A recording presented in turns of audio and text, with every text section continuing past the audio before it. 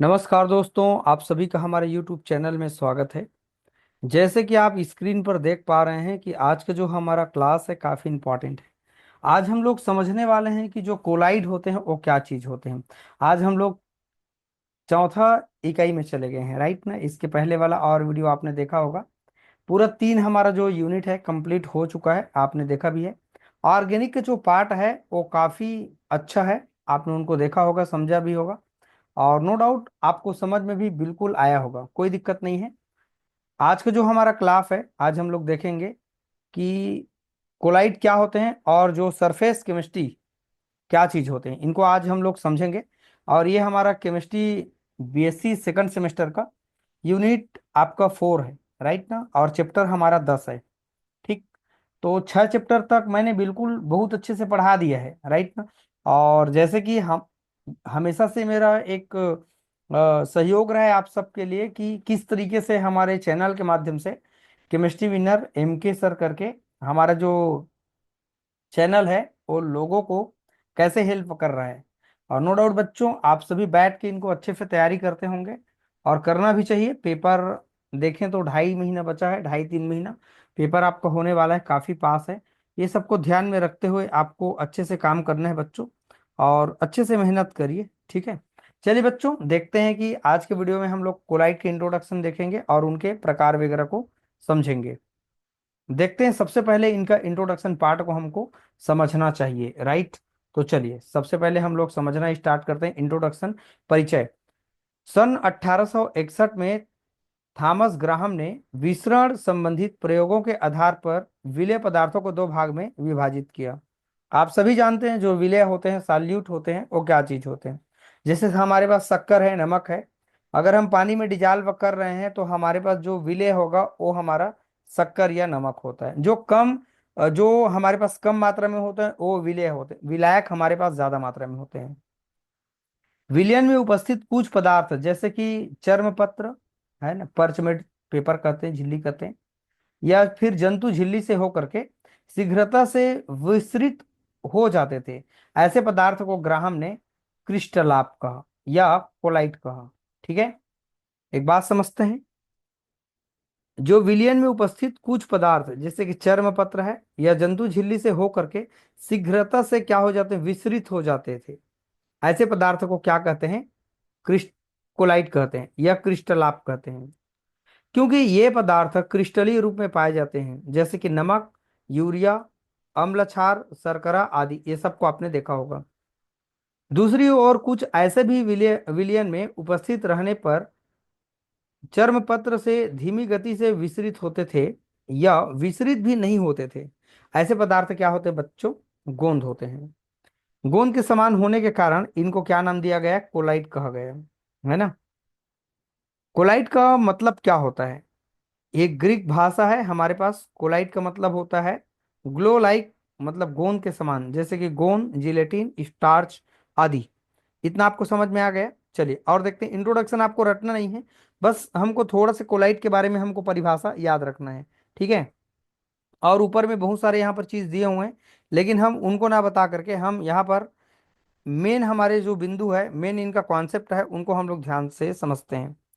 देखते हैं कोलाइडी अवस्था क्या होते हैं। कोलाइड तो समझ में आ गया, ऊपर आपने देखा, ठीक है। इतना तो आपको समझ में आ गया, और हमको और ज्यादा एकदम भी नहीं पढ़ना है, उनका मीनिंग हमको सारांश बस समझना है। अब कोलाइडी अवस्था क्या होती है, कोलाइडियल स्टेट क्या होती है। कोलाइडी जो अवस्था होती है पदार्थ की, वह अवस्था होती है जिसमें कणों का व्यास है ना एक निश्चित सीमा के अंदर रहता है। व्यास मतलब उनका साइज, उनका आकार माप है ना। कोलाइडी विलयन में विलय कणों का व्यास वास्तविक विलयन के कणों के व्यास से क्या होते हैं, अधिक होता है। पर निलंबित या निलंबन, मतलब निलंबन कहने का मतलब ऊपर में तैरना, कणों के व्यास से क्या होता है, कम होता है। तब उनको हम लोग क्या कहते हैं, कोलाइडी अवस्था कहते हैं। एक बार आप पढ़ना जरूर, आपको समझ आएगा। और देखते हैं कोलाइडी अवस्था एवं माध्यमिक अवस्था, इनको साइड में रखिए। हमारा जो मेन कॉन्सेप्ट है उनको हम लोग पहले समझते हैं। इनको थोड़ा सा देखिए यहाँ पर।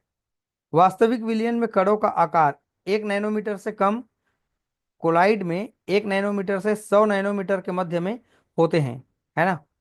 निलंबन में 100 नैनोमीटर से क्या होते हैं, अधिक होते हैं। जब निलंबन हो रहे हैं तो क्या होते हैं ये 100 से क्या होते हैं बच्चों अधिक होते हैं कह रहे हैं। एक मिनट, थोड़ा सा ये डिस्टर्ब कर दिया है ना।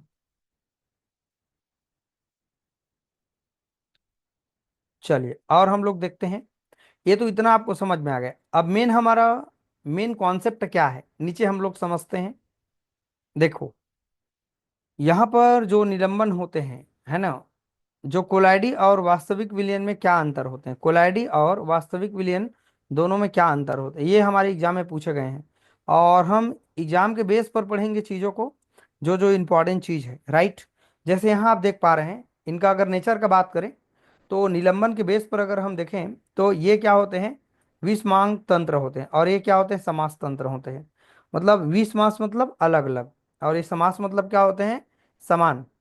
तो वास्तविक विलयन में जो तंत्र होगा वो समान होगा, लेकिन कोलाइडी में क्या होते हैं, ये समान नहीं होते हैं बल्कि अलग अलग होते हैं। कणों का आकार, अगर हम साइज का बात करें बच्चों, तो ये 10 का घात 5 pm या फिर 10 का घात, सॉरी, 100 नैनोमीटर होते हैं, है ना। और कोलाइडी में ये कितना होते हैं, 10 का घात 3 से लेकर के 10 का घात 5 नैनोमीटर होते हैं, पार्ट मीटर होते हैं। और इसमें कितना होते हैं, 1 नैनोमीटर तक ये होते हैं। अब देखते हैं इसके अलग इनके गुण है, पृथक्करण। तो इनको संभव है, संभव नहीं है, पृथक्करण करना संभव नहीं है। कोलाइडी को अलग करना संभव नहीं, लेकिन इनको भी संभव नहीं है, ठीक है। और देखते हैं गुरुत्वाकर्षण बल का प्रभाव, है ना, ये क्या होते हैं, नीचे में बैठ जाते हैं लेकिन ये नीचे में नहीं बैठते हैं, क्लियर हो।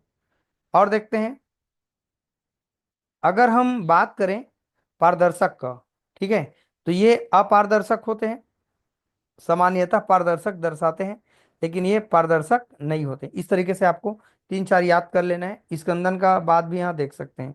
चलिए बच्चों, अब हम लोग मेन इनके कॉन्सेप्ट की ओर हम लोग आगे बढ़ते हैं। कोलाइडी की जो प्रावस्था होती है, फेज होती है, उनको हम लोग पहले समझेंगे। प्रक्षिप्त प्रावस्था होती है और एक होते हैं हमारे पास परिक्षेपण माध्यम। और यहीं से आप लोग पढ़ते हैं बहुत अच्छे ढंग से, है ना। प्रक्षिप्त प्रावस्था, परिक्षेपण माध्यम क्या होते हैं, इनको बहुत अच्छे से हम समझेंगे, राइट।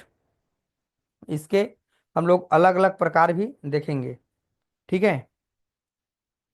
चलिए देखते हैं, पहला जो प्रक्षिप्त प्रावस्था क्या होते हैं, है ना, डिस्पर्जल फेस क्या होते हैं। देखते हैं परिक्षिप्त प्रावस्था या कोलाइडी विलयन में विलेय पदार्थ के कणों की क्या होती है, प्रावस्था होती है। ये जो होते हैं, सबसे पहली बात आपको एक बात समझना होगा, कोलाइडी जो विलयन होते हैं, विलयन के बारे में हमको एक बात समझना होगा, विलयन क्या चीज होते हैं, जिसमें विलय और विलायक के सममांगी जो भाग होते हैं, सममांगी पदार्थ को हम लोग विलयन कहते हैं। विलयन का मतलब क्या होते हैं, सममांगी मिश्रण, सीधा एक शब्द है। जैसे हमने नमक को पानी में डाल दिया तो वो डिजॉल्व हो गए, जैसे हमने क्या किया, शक्कर को पानी में डाल दिया तो डिजॉल्व हो गए, इसका मतलब ये क्या बन गया, एक सॉल्यूशन बन गया, विलियन बन गया, राइट ना। तो ये आपको विलियन पहले समझना चाहिए। लेकिन हम कोलाइडी विलियन का बात कर रहे हैं, तो इस सबसे पहले हमने देखा प्रक्षिप्त प्रावस्था क्या होते हैं। यह कोलाइडी विलियन में विलेय पदार्थ के कणों की प्रावस्था होती है। देखो, यह कोलाइडी विलियन में विलेय पदार्थ के कणों की प्रावस्था होती है, इनको हम लोग प्रक्षिप्त प्रावस्था कहते हैं। परिक्षेपण माध्यम क्या होते हैं समझते हैं। यह विलयन, यह विलायक माध्यम है। कौन सा माध्यम है, सॉल्वेंट, सॉल्वेंट का एक क्या होते हैं, मीडियम है, जिससे विलय के कणों का क्या होते हैं, विस्तृत होते हैं। जिनके अंदर क्या होगा, जो विलय के जो कण होते हैं वो विस्तृत होते हैं, मतलब ऊपर में तैरने लगते हैं, बहने लगते हैं। जैसे आप यहाँ पर एक एग्जाम्पल देख पा रहे हैं, यदि आर्सेनिक, आर्सेनियस सल्फाइड का जल में कोलाइडी विलयन हो तो आर्सेनियस सल्फाइड, इसका सूत्र दे सकते हैं, AH2SH3 के कण प्रक्षिप्त प्रावस्था में बनते हैं, तथा जल जो होते हैं वो परिक्षेपण माध्यम होते हैं। माध्यम हमेशा ज्यादा मात्रा में होगा, और जो प्रावस्था होते हैं वो हमेशा क्या होते हैं, कम मात्रा में होते हैं। इतना बात आपको समझ में आ गया। देखिए यहाँ पर माध्यम लिखा है, इसी से क्लियर हो रहा है। यहाँ पर प्रावस्था लिखा है, जो ऊपर में वो तैरेगा, ठीक है, और जिसके ऊपर में तैरेगा तो ये हमारा माध्यम जो होगा अधिक मात्रा में होगा। विलायक मतलब प्रक्षेपण माध्यम है। प्रक्षिप्त प्रावस्था मतलब क्या होता है, विलय। ये आप अपने लैंग्वेज में समझ सकते हैं, ठीक है बच्चों। अब हम लोग समझते हैं। देखो बच्चों, ये हमारे पास जो सॉल्वेंट होते हैं, माध्यम होते हैं, उनके आधार पर ये अलग अलग प्रकार से होते हैं। तो ये बांटने के इनके अलग अलग क्या होते हैं, कॉन्सेप्ट होते हैं। तो सबसे पहले हम लोग समझते हैं कि इसके माध्यम के आधार पर इसको कितने भाग में बनाए गए हैं। देखते हैं, कोलाइडी विलयन जिसमें प्रक्षेपण माध्यम द्रव हो, है ना, और परिक्षिप्त प्रावस्था ठोस हो, तो इनको क्या कहते हैं, सॉल कहा जाता है। अब दूसरा देखते हैं, यदि परिक्षेपण माध्यम, यदि जो हमारे पास परिक्षेपण जो माध्यम है, माध्यम के आधार पर बात कर रहे हैं ना, जो हमारे पास माध्यम है उनके आधार पर ये क्या होंगे, अलग अलग प्रकार से होंगे बच्चों। जैसे कि आपने देखा कि यदि हमारे पास जो माध्यम है द्रव हो और प्रक्षेपण प्रावस्था ठोस हो, तो उनको हम लोग क्या कहते हैं, सॉल्व कहते हैं। यहाँ पर लिखा हुआ है यदि जो माध्यम हो अगर जल हो, तो उसे हम लोग हाइड्रोसॉल कहेंगे। हाइड्रो मतलब वाटर के कॉन्सेप्ट में आएंगे, या एक्वासॉल कहेंगे। क्लियर हो। यदि हमारा जो माध्यम है अगर एल्कोहल हो तो एल्कोसॉल कहेंगे। अगर बेंजीन हो हमारे पास माध्यम, तो इनको बेंजोसॉल कहेंगे। क्लियर हो। चलो मैं एक बार आपको बहुत अच्छे ढंग से बता रहा हूँ। अगर हमारा माध्यम वाटर हो, पानी हो, जल हो, तो इनको एक्वासॉल कहेंगे। क्लियर हो। अगर हमारे पास जो माध्यम अगर एल्कोहल हो, एल्कोसॉल कहेंगे। अगर हमारा माध्यम बेंजीन हो तो बेंजोसॉल कहेंगे। एक चीज और यहाँ मिस हुआ है बुक में, अगर हमारा माध्यम एयर हो, एयर मीन्स हवा हो, तो उनको एरोसॉल कहेंगे। एयर मतलब हवा होता है ना, एरोसॉल कहेंगे। ये तो हुई हमारे पास माध्यम के आधार पर। अब देखते हैं इनके तंत्र के आधार पर, प्रक्षिप्त प्रावस्था और परिक्षेपण माध्यम के आधार पर। अगर हमारा प्रक्षिप्त प्रावस्था ठोस हो और परिक्षेपण माध्यम भी अगर ठोस हो, आपने मिश्र धातु को देखा होगा, जब दोनों को ठोस अवस्था में जब हम लोग क्या करते हैं, पिघला करके मिला देते हैं, दोनों को, दोनों ठोस होते हैं, तब इनको इस तंत्र का नाम जो कहलाएगा वो ठोस सॉल कहलाएगा। अगर आपको क्लियर समझ आ रहा है तो बच्चों आप कमेंट जरूर करके मुझे बताएंगे, लाइक जरूर कर देंगे। वीडियो में नए आए हैं तो चैनल को जाके सब्सक्राइब कर लेना, ताकि इस तरह से जो भी सीक्वेंस वीडियो मिल रहा है वो आपके लिए काफ़ी इंपॉर्टेंट होगा। कुछ दिन बाद बच्चों, 2-3 दिन के बाद में आपको इंपॉर्टेंट क्वेश्चन देखने के लिए मिल जाएगा हमारे चैनल पर। तो उन्हीं प्रश्न को आप बहुत अच्छे से मेहनत करते हुए जाइए। सेमेस्टर में मैं आपको बता रहा हूँ, बाद में आपको रोना नहीं आएगा तो आप मुझे बोलिएगा, राइट ना, क्योंकि आपके पास समय बिल्कुल भी नहीं है। और ऐसा नहीं कि आप 1 महीना में तैयारी कर लेंगे, मुश्किल होता है पढ़ना। ठीक है, और गर्मी के दिन में तो और पढ़ना मुश्किल होता है। तो ये बात आप ध्यान से समझिए, मैं जो कह रहा हूँ उनको, ये मार्च के महीने से आप पढ़ना स्टार्ट करिए, रिजल्ट को छोड़िए, आएगा ही आएगा, आपका बढ़िया रिजल्ट आएगा, चिंता मत करिए। सेकंड सेमेस्टर को आप गड़बड़ मत करिए पहले सेमेस्टर के चक्कर में। क्लियर हो। चलिए, इसका एग्जाम्पल है बच्चों मिश्र धातु। क्लियर। देखो, हमने 3 बार ठोस ठोस कहा है, ठोस ठोस ठोस, यहाँ ठोस द्रव गैस, फिर यहाँ द्रव द्रव 3 बार, ऐसे याद करेंगे आप। फिर ठोस द्रव गैस, फिर फोटोकॉपी हो रहा है ठोस द्रव गैस, यहाँ नीचे देखेंगे फिर ये गैस गैस, एक बार और गैस हो जाएगा, राइट ना। तो यहाँ पर एक बार और गैस मिस हुआ है, 9 प्रकार के होते हैं ये गैस गैस गैस 3 बार रहेगा, है ना। और यहाँ पर ठोस द्रव गैस, गैस से गैस भी तो मिल के बना सकते हैं ना, तो यहाँ पर लिख दीजिएगा गैस, और यहाँ पर लिखिएगा गैस। ठीक है। और गैस गैस जब मिलते हैं बच्चों, तो ये क्या कहलाते हैं, वायुमंडल के हमारे पास मिश्रण कहलाएगा, वायुमंडल का जो मिश्रण है वो कहलाएगा। चलिए समझते हैं पहले इनको। ठोस के साथ ठोस मिला, ठोस सॉल कहलाया। रंगीन कांच, रक्त, रत्न, मिश्रण, मिश्र धातु, ये सब आते हैं।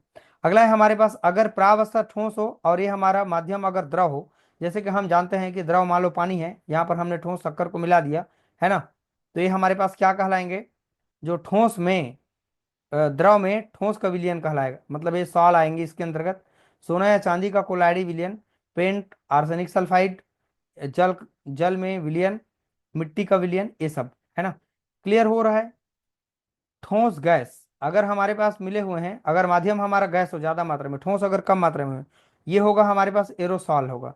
जैसे धुंध कोहरा, आप जानते हैं, जैसे ठंडी के दिन में आप दौड़ते हैं रोड पर, तो आपके फेस पर जो धुंध होते हैं वो पड़ते हैं, तो आपका पूरा बॉडी क्या हो जाते हैं बच्चों, गीला हो जाता है। क्लियर हो। अगला है चौथा इनका, द्रव ठोस, अगर हमारा माध्यम ठोस हो और ये हमारा प्रावस्था क्या हो, द्रव, ये कम मात्रा में होगा, ये ज्यादा होगा, माध्यम ज्यादा ही होगा, तो ये होगा जेल। आप देख सकते हैं एग्जाम्पल आपका बूट पॉलिश, मक्खन, दही, जेली आदि। द्रव द्रव जैसे आप सभी जानते हैं, द्रव के साथ द्रव को क्या कर दो, मिक्स कर दो, तो ये पायस कहलाएगा। जैसे दूध क्रीम, दूध क्रीम तेल, द्रव में कोलाइडी विलयन आदि। क्लियर हो रहा है। द्रव और गैस, छठवा है हमारे पास, गैस में द्रव मिला हुआ है।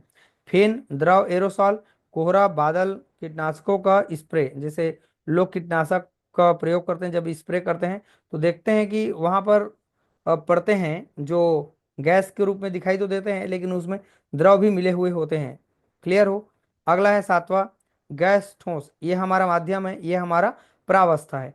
तो ये ठोस फेन कहलाएगा, ये आपका कहलाएगा सूखा हुआ समुद्री फेन।